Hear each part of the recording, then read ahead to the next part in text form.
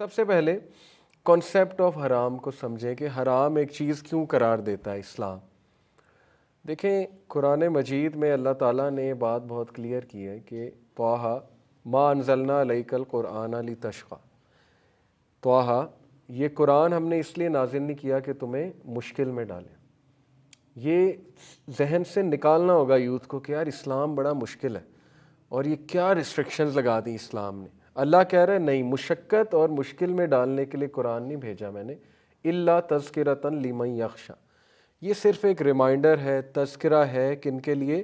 خشیت والوں کے لیے جو پرہیزگاری کو اڈاپٹ کرنا چاہتے ہیں، ہیومن ورچو کو اڈاپٹ کرنا چاہتے ہیں۔ ہیومن ورچو ان کا ٹارگٹ ہے، نیکی ان کا ٹارگٹ ہے، they want to become better and better. تو یہ ان کے لیے ایک تذکرہ ہے، ایک ریمائنڈر ہے، ایک میکنزم ہے، مینول ہے، فریم ورک ہے کہ اس کو اڈاپٹ کرو۔ یہ اللہ تعالیٰ نے ہماری گائیڈنس کے لیے بھیج دیا۔ تو یہ سمجھنا کہ اسلام میں ہر چیز حرام کیوں ہے، ایک اسکالر نے اس کا بڑا اچھا جواب دیا تھا۔ ان سے کسی یوتھ نے پوچھا کہ اسلام میں ہر چیز حرام کیوں ہے، انہوں نے کہا اسلام میں بیٹا ہر چیز حرام نہیں ہے، انفارچونیٹلی جس معاشرے کا آپ حصہ ہیں وہاں ہو ہی حرام رہا ہے، اس لیے آپ کو لگتا ہے ہر چیز حرام ہے، ورنہ اسلام میں تو بڑی کم چیزیں حرام ہیں۔ اسلام میں جو حرام کردہ چیزیں ہیں وہ لٹرلی آپ انگلیوں پہ گن سکتے ہیں، باقی سب کچھ حلال ہے۔ تو یہ غلط فہمی ہے، میڈیا نے بھی کریٹ کر دی، ہر چیز حرام جی، ہر چیز حرام۔ تو حرام کا کنسیپٹ کیا ہے یاد رکھیں۔ دیکھیں اسلام انڈیویجول اور پبلک ویلفیئر کی بات کرتا ہے۔ جب بھی ایک دین یا مذہب یا وے آف لائف یہ کلیم کرتا ہے نا کہ وہ پوری انسانیت کے لیے آیا اور انسانیت کی بہتری کے لیے آیا، تو وہ انڈیویجول پلس پبلک ویلفیئر دونوں کو کیٹر کرنا چاہیے اسے۔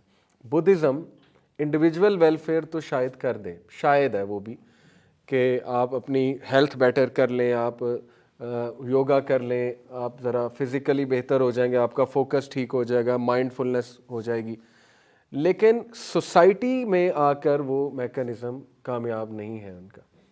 سوسائٹی کے سلوشنز نہیں ہیں ان کے پاس سوشل پرابلمز کے، ٹھیک ہے۔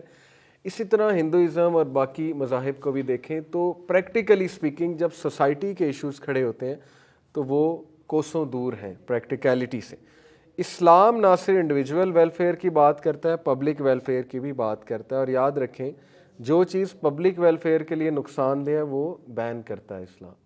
مثال کے طور پہ کوئی یہ کلیم کرے، میں یہ کلیم کروں کہ میں سیٹ بیلٹ نہیں پہنوں گا۔ کیوں نہیں پہنو گے بھائی؟ میں اس لیے نہیں پہنوں گا کیونکہ میرا تو آج تک ایکسیڈنٹ نہیں ہوا، میں تو بہت اچھی گاڑی چلاتا ہوں۔ کوئی یہ کلیم کر سکتا ہے کہ میں ریڈ اشارے پہ نہیں رکوں گا، کیوں؟ کیونکہ میں بڑی ایزیلی نکل سکتا ہوں۔ اس کے دو نقصانات ہیں، ایک جب آپ ریڈ اشارہ توڑیں گے تو آپ کو دیکھ کے باقی بھی توڑیں گے، اس سے کیا سوسائٹی میں کیوس پھیلے گا، ٹھیک ہے، اس میں ڈسپلن خراب ہوگا۔